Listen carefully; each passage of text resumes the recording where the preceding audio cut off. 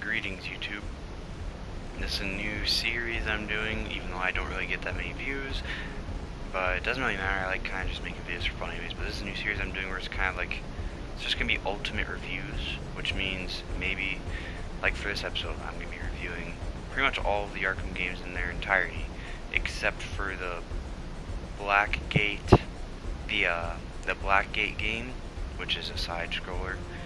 Because I've never played it, but I've played everything except that, unless it's mobile. I've played Arkham Asylum, Arkham City, Arkham Knight, and Origins, and I've 100% complete them. All that stuff. I've 100% complete Origins once, Arkham City 3 or 4 times, including achievements, except for DLC. But now I have DLC, so I can, work on that. And Arkham Asylum 3 or 4 times, 100%. So, and in the future, if I do an ultimate review, it's not always going to be on a series. Like, it could just be Injustice 2, but with all the DLC and the whole package. But anyways, I'm going to start with Arkham Asylum, obviously. I could go Origins, but that was made later. This is, out of the 4 games, one of the best, in my opinion. It's Asylum, or City, then Asylum, for like title spot. But Asylum is pretty much just one of the games in the series. For me, my experience is stay up all night and play the story mode the whole freaking night, and do it like once a year. Like I think I've beaten it. Besides the 100%, I think I've just beaten the story mode maybe like 12 different times. And yeah, it's a lot of fun. It's not as advanced as Arkham City, because of course Arkham City you have added features which make you more compatible as Batman. Same with Arkham Knight, it kind of ups that. It gives you more features to make you more believable as Batman. But Arkham Asylum is still good in the sense of Predator. I think that's the best thing it has. The combat's good too, but in my opinion, you don't have to have the most advanced features in Arkham Asylum to enjoy the Predator mode, because what else are you going to do besides chokehold someone and knock them out? And the story also is good. But the only thing Origins really has over all of these games, including Asylum, which I'm talking about now, is the boss battles. Like Arkham Asylum, the boss battles were not that great. Everything else was great, but the boss battles were not that great. The only one I could really say I liked was the Poison Ivy boss battle. That's about it.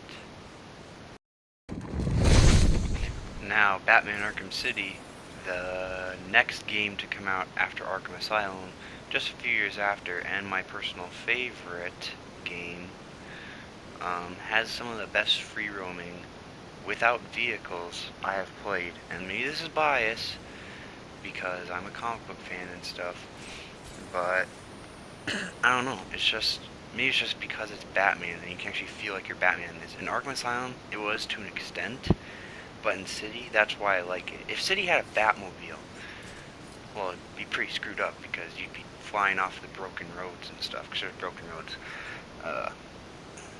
But if I had a Batmobile, then it'd be fully complete. That's the only reason why Arkham Knight kind of has like a tie with Asylum in my review, because the added features and the Batmobile, so you do get more of something to be Batman.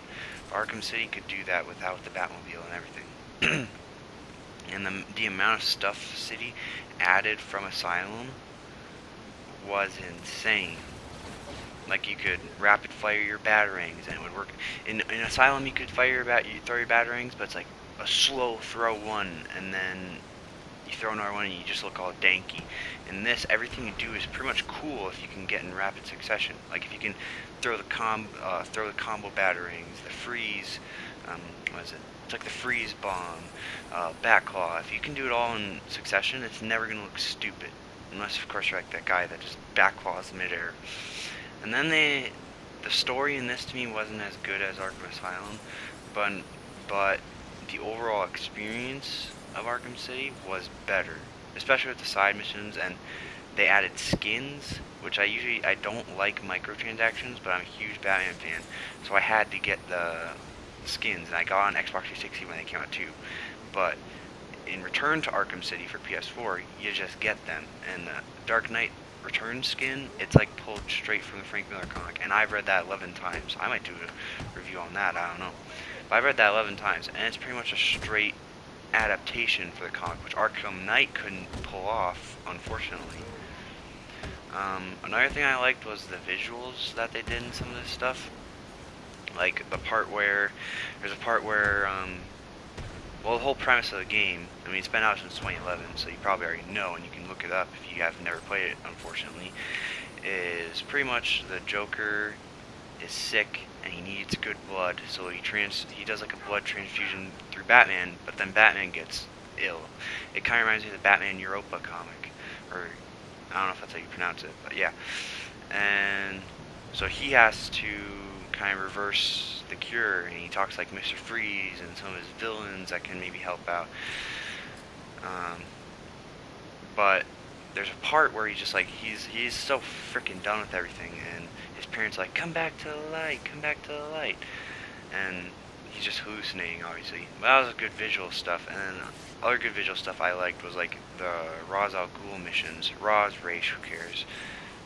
The Ra's al Ghul missions, those are pretty good visually too. But again, it's not just the visual. This game has really good gameplay. It still has a good enough story. I mean, in my opinion, the Arkham Asylum story is better, probably because of the grittiness in the environment. But everything combined in Arkham City makes it, in my opinion, the best Arkham game. So yeah. Old. His time is over. Ours is just beginning. Okay, so Arkham Origins is kind of like the accidental child of the Arkham game. It's not even made by Rocksteady, which people know. It's made by Ubisoft Montreal. But it wasn't that bad. The only thing I didn't like about it is it wasn't very unique. It had a completely different story, yeah. But the funny thing is, it takes place before Arkham Asylum, yet Batman still has the same detective vision as he does in City, which is funny because people want to say detective vision isn't a real feature of Batman. It's just to show you how skilled he is in his detective skills. No, he can still be very, very, very, very skilled in his detective skills and have an actual functioning detective vision like he does in Arkham City and Asylum. But the thing is in Asylum, the armed enemies are displayed as red. In City, they're displayed as orange. And in Origins, which takes place before Asylum, they're displayed as orange. And he can acquire basically all the same technology as he has in City. But anyways, besides the critiquing, I did actually like playing it, and I do go back and play it, because some of the skins in this, too, unfortunately, which I wish developers would just include their skins instead of having you make you pay for them, people would be much more satisfied customers. But anyways, the skins, some of them are better than the ones than even in Arkham City. And the free roaming is still decent. To me, it's just a clone of Arkham City. It's just stuff is varied. But my unpopular opinion, I actually love the multiplayer in this game. It glitched, yeah, but if it didn't glitch at all, I would play it a lot more. And especially the Batman and Robin stuff, it's not like you're just like, oh, well, you have to take down these guys all the time. No, you have to use as many different ways you can to take down the Bane and Joker thugs. And I have spent probably close to 70 hours on it, maybe more. I'm not even counting, because the last time I did it was 2 years ago, and I would gladly maybe get like a $20 Xbox Live Gold card to just play it for a while again. But yeah, it has good features in the game, Arkham Origins does, but out of the series, it doesn't even define anything. It has a lot of just varied, similar things. The thing I say about Arkham Knight is, to me, it's kind of just like a modern Arkham Asylum tweaked, because it adds a lot of stuff like Arkham City does, but it goes back to the like grittier tone. Goes back to grittier tones of Arkham Asylum, and plays on the rivalry of Batman and Joker, like Arkham Asylum did, except the Joker's non-existent in this. He's only existent in Batman's brain. And of course, another thing I do like about this game is the Batmobile, and of course extended grapnel for better free roaming. But I also liked some of the new AR challenges in here. I haven't completed all the AR challenges, or I might have by having like 3-starred all of them. But the AR challenges and kind of the uniqueness of the Batmobile skins, because they could have just done the Batmobile, like when you're driving through the Batmobile challenges and you want to do like a Dark Knight challenge, which those are really fun too, like the movie Dark Knight, the environment. But anyways, they could have just made the skins so that when you're driving it makes the same sound as the original Batmobile, but they really put time into, you know, the creation of the Batmobile skins.